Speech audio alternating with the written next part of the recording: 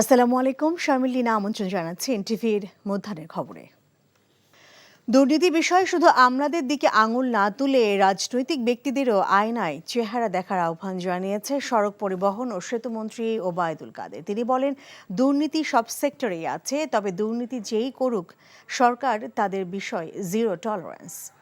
সকালে হজরত শাহজালাল আন্তর্জাতিক বিমানবন্দরে বিদেশ ফেরত যাত্রীদের বিমানবন্দর থেকে যাতায়াত সহজ করতে বিআরটিসি শাটল বাস সার্ভিস উদ্বোধন শেষে এই কথা বলেন মন্ত্রী।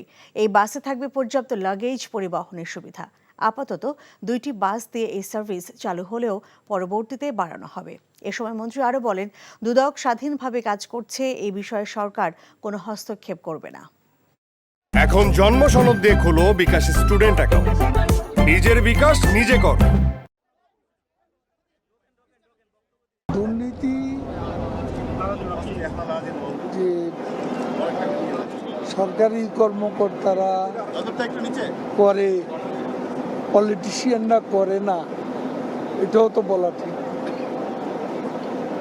কারণ আমরা যখন কথা বলি, আমি সবার কথাই বলছি, তখন আমাদের প্রথমত আয়নায় নিজের চেহারাটা দেখা হচ্ছে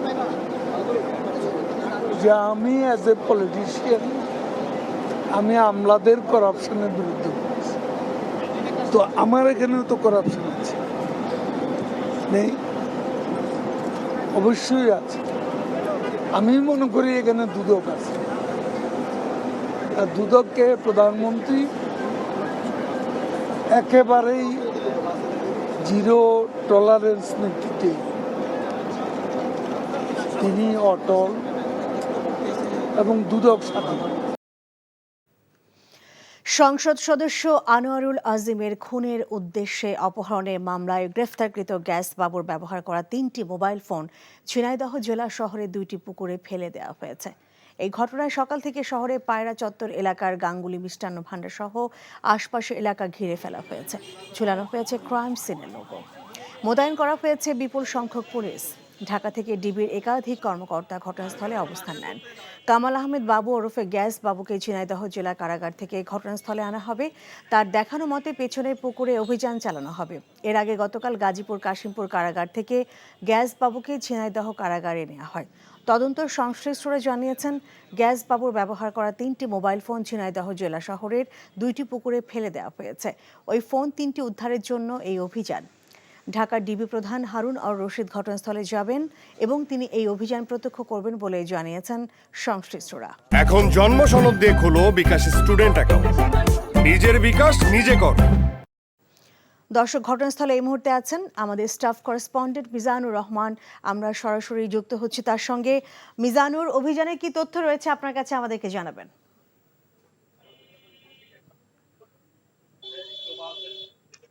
লিনা, এই মাত্র অভিযান শুরু হয়েছে। কয়েক মিনিট আগে গ্যাস বাবুকে ঝিনাইদহ কারাগার থেকে এই প্রথম যে জায়গায় অভিযান হবে, ঝিনাইদহ পায়রা চত্বরের কাছে গাঙ্গুলি মিষ্টান্ন ভান্ডারের পিছনের পুকুরে এই অভিযান অলরেডি শুরু হয়ে গেছে। বাবুর দেখানো মতে ডুবুরি ওই পুকুরটিতে মোবাইলের সন্ধান করছে। এই এলাকায় বিপুল সংখ্যক পুলিশ মোতায়েন করা হয়েছে। এসেছেন ঢাকা থেকে 10 সদস্যের ডিবির একটি দল। এই মামলার তদন্তকারী কর্মকর্তা সিনিয়র সহকারী police commissioner Dhaka DMP Mahfuzur Rahman এবং ঝিনাইদহের একজন জুডিশিয়াল ম্যাজিস্ট্রেট এই এলাকাতে রয়েছেন। এই কয়েক মিনিট আগে ঢাকা ডিবির প্রধান হারুন রশিদ হেলিকপ্টার যোগে ঝিনাইদহ বীরশ্রেষ্ঠ হামিদুর রহমান স্টেডিয়ামে নেমেছেন। তিনিও কয়েক মিনিটের মধ্যে অভিযান পর্যবেক্ষণ করবেন। ঝিনাইদহের সমস্ত এলাকায় এই গ্যাস বাবুর এই অভিযানকে কেন্দ্র করে এক ধরনের উৎসুক জনতা ভিড় করেছে। মানুষ চলাচলের ক্ষেত্রে যে এলাকায় অভিযান চলছে সে এলাকায় আপনার মানুষ চলাচল সীমিত করে দেওয়া হয়েছে। ধারণা করা হচ্ছে যে বেলা বাড়ার সাথে সাথে অভিযানের মাত্রা বাড়ানো হবে। বেশ কিছু ডুবুরি আনা হয়েছে, জেলে আনা হয়েছে, সুইপার আনা হয়েছে। তন্ন তন্ন করে এই পুকুরের সর্বত্র খোঁজা হচ্ছে, যদিও পুকুরটা জঙ্গলে ঘেরা, নোংরা এবং হাজা মাজা পুকুর। শেষ পর্যন্ত কি হয় সেটা দেখার অপেক্ষায় আমরা সবাই এইখানে অবস্থান নিয়েছি। এই ছিল আমার কাছে সর্বশেষ। লিনা। জানছিলাম ঝিনাইদহ থেকে গ্যাস বাবুর ব্যবহার করা মোবাইল ফোনের সন্ধানে অভিযানের খবর। খাদ্যদ্রব্যের মূল্য ঊর্ধ্বগতির পাশাপাশি খাদ্যে ভেজাল বন্ধের দাবিতে সাভারে মানববন্ধন করেছে শিক্ষার্থীরা। ঢাকা আরিচা মহাসড়কের সাভার বাস স্ট্যান্ডে সকালে এই মানববন্ধন কর্মসূচির আয়োজন করে কারিতাস উদ্যম প্রকল্প। এতে শিক্ষার্থীদের পাশাপাশি নাগরিক সমাজের প্রতিনিধিরাও অংশ নেন। এ সময় অন্যদের মাঝে বক্তব্য রাখেন সাভার উপজেলার সাবেক মহিলা ভাইস চেয়ারম্যান রোকেয়া হক, কারিতাস উদ্যম প্রকল্প ইনচার্জ ফরিদ আহমেদ খান, সুমন জন রোজারিও সহ অন্যরা। আত্মহত্যারা কাশফিয়াকে পরিকল্পিতভাবে হত্যা করা হয়েছে বলে অভিযোগ বাবা মায়ের। ৮ম শ্রেণীতে পড়ুয়া মেয়ের শোকে পাগল পরিবারটি। পুলিশ বলছে মামলা দায়েরের পর তারা আসামিদের ধরতে অভিযান চালাচ্ছেন। ঘটনার পর মূল আসামি সজীব ও তার পরিবারের লোকজন পলাতক রয়েছে।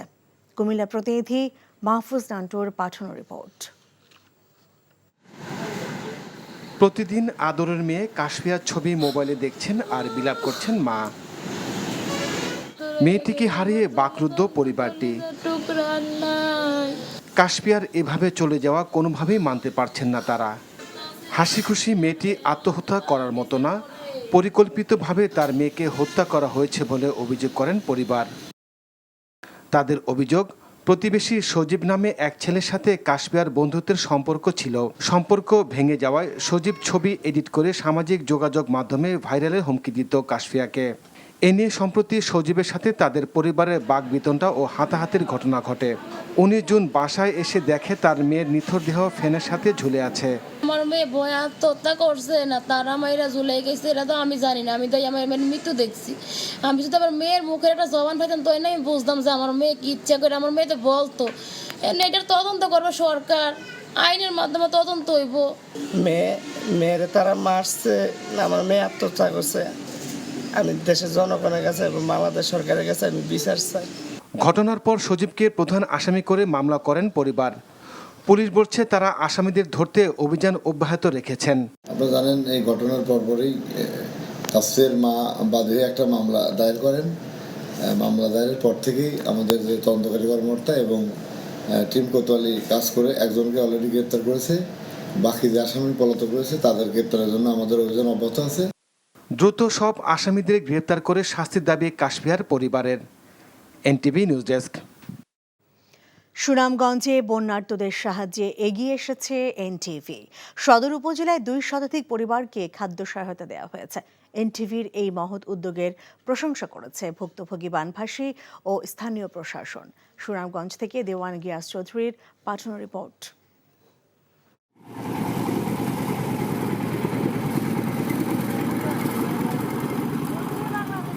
শুধু বস্তুনিষ্ঠ সংবাদ আর বিনোদন নয়, আর্তমানবতার সেবায় সবসময় পাশে থাকে এনটিভি। দেশের যে কোনো দুর্যোগে জনগণের পাশে দাঁড়িয়েছে প্রতিষ্ঠানটি। সুনামগঞ্জে বন্যায় ১২ উপজেলায় কয়েক লাখ মানুষ পানিবন্দী ছিল। পানি কমতে থাকায় ভেসে উঠছে ক্ষতচিহ্ন। দুর্গত এলাকায় খাবার ও বিশুদ্ধ পানির সংকট দেখা দেয়। প্রশাসনের পক্ষ থেকে ত্রাণ সহায়তা দেয়া হলেও চাহিদার তুলনায় তা অপ্রতুল ছিল। তাই প্রতিবারের ন্যায় এবারও সাহায্যের হাত বাড়িয়ে দিয়েছে এনটিভি। বুধবার সুনামগঞ্জ সদর উপজেলার লক্ষণশ্রী ও মোল্লাপাড়া ইউনিয়ন এবং শান্তিগঞ্জ উপজেলার ২ শতাধিক মানুষকে ত্রাণ সহায়তা দেওয়া হয়েছে। আমরা বন্যা বাড়ি ঘর ভাঙা নিচে হয়েছে, আমরা বাচ্চা কাচ্চা লইয়া অসহায় পড়ছি। এখন আমরা খানি করে খাই, আমরা বাচ্চা হলো খুশি হয়েছি, আমরাও খুশি হয়েছি। এনটিভির এমন মহৎ উদ্যোগের ভূয়সী প্রশংসা করেছে জেলা প্রশাসন। এখানে এনটিভির পক্ষ থেকে বন্যা দুর্গত মানুষকে ত্রাণ সহায়তা প্রদান করছে। আমি এনটিভিকে আন্তরিকভাবে ধন্যবাদ জানাই। এনটিভির মতো অন্যান্য প্রতিষ্ঠান আত্মমানবতার সেবায় এগিয়ে আসবেন এমন আশা সচেতন মহলের। NTV news desk. দর্শক, এসএসএফ এর প্রতিষ্ঠা বার্ষিকী চলছে এবং সেখানে বক্তব্য রাখছেন প্রধানমন্ত্রী শেখ হাসিনা। আমরা চলে যাচ্ছি সেখানে। হাজার হাজার অফিসার সৈনিক নির্বিচারে তাদের হত্যা করা হয়েছে। বিমান বাহিনী তো প্রায় খালি হয়ে গিয়েছিল, অফিসার সৈনিকদের হত্যা করা হয়েছিল। প্রতিনিয়ত এই সংঘাত, অনিশ্চয়তা, প্রতি রাতে কারফিউ, এই ছিল বাংলাদেশের অবস্থা। অর্থনৈতিকভাবে সম্পূর্ণ পঙ্গু। বিদেশ থেকে খাদ্যের চাহিদা বা ভিক্ষা করেই চলতে হতো। দেশের মানুষ যে তিমিরে সেই তিমিরেই আবার চলে যায়। 6 বছর পর আমি দেশে ফিরে আসার সুযোগ পাই, যখন রাজনীতি আবার সচল করা হয়। বাংলাদেশ আওয়ামী লীগ আমার অবর্তমানে আমাকে সভাপতি নির্বাচিত করে। স্কুল জীবন থেকে রাজনীতির সাথে সক্রিয় ছিলাম। কলেজ ইউনিয়নের ভাইস প্রেসিডেন্টও নির্বাচিত হয়েছিলাম। ছাত্র রাজনীতির সঙ্গে সম্পূর্ণ সক্রিয়, প্রত্যেকটা আন্দোলন সংগ্রামে অংশগ্রহণ করতাম।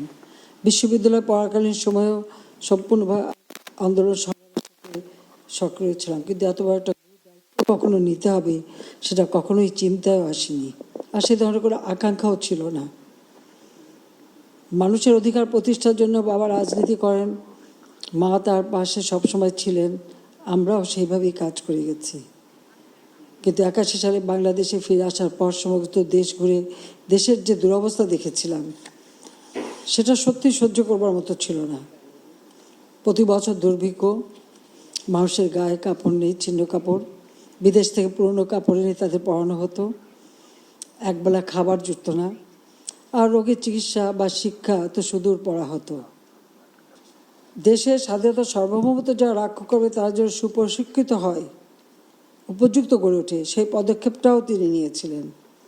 ওই 72 সালেই তিনি মিলিটারি একাডেমি গড়ে তোলেন, চট্টগ্রামের জায়গা দেখে রেখেছিলেন এবং কুমিল্লায় প্রথম সেনানিবাসেই মিলিটারি একাডেমির কাজ শুরু হয়। তিনি কম্বাইন্ড আর্মস স্কুল এবং সেনাবাহিনীর প্রতিটি কোরের জন্য স্বতন্ত্র ট্রেনিং সেন্টার প্রতিষ্ঠা করেন। ঢাকা, চট্টগ্রাম, খুলনায় বাংলাদেশ নৌবাহিনীর ঘাটে স্থাপন করেন।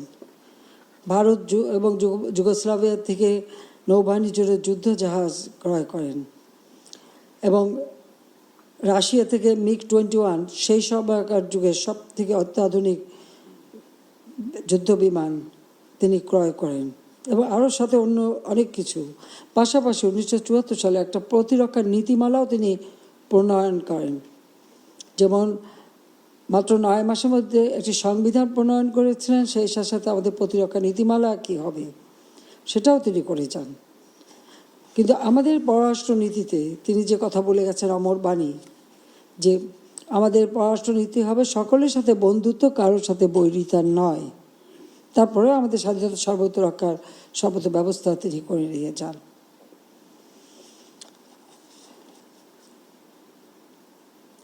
যেটুকু গড়ে দিয়ে গিয়েছিলেন ওইটুকুই, এরপরে কিন্তু আর দেশ এগোতে পারেনি। যা আমি 21 বছর পর 96 সালে জনগণের ভোটে নির্বাচিত হয়ে সরকার গঠন করি। তখন থেকে আমার প্রচেষ্টা ছিল যে দেশটাকে এগিয়ে নিয়ে যাওয়ার।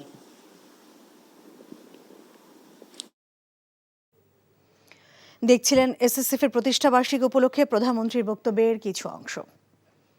এই ছিল মধ্যাহ্নের খবরে। এই খবরের ভিডিও সহ আপডেট জানতে ভিজিট করুন NTV অনলাইন www.ntvbd.com। এছাড়াও NTV জনপ্রিয় সব অনুষ্ঠান ও খবরের আপডেট জানতে ভিজিট করুন আমাদের ইউটিউব ও ভেরিফাইড ফেসবুক পেজ। দুটাই দুপুরের খবর দেখার আমন্ত্রণ রইল। এতক্ষণ সঙ্গে থাকার জন্য ধন্যবাদ সবাইকে।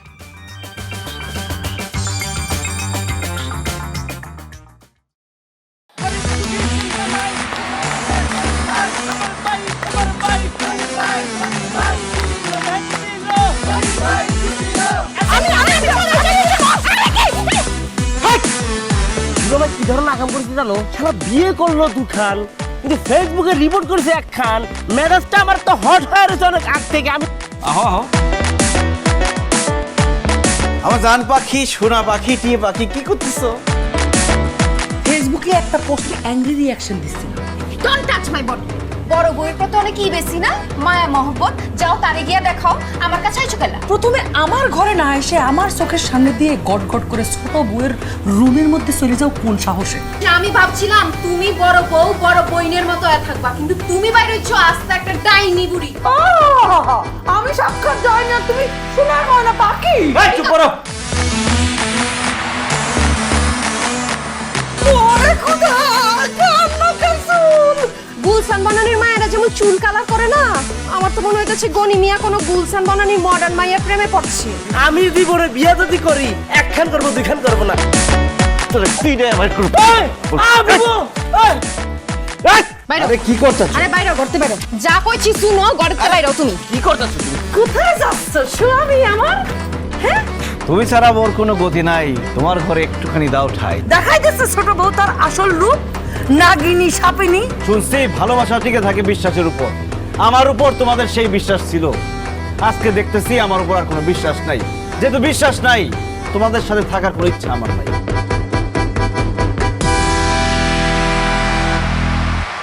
এখন জন্ম সনদ দিয়ে খোলো বিকাশ স্টুডেন্ট অ্যাকাউন্ট। নিজের বিকাশ নিজে কর।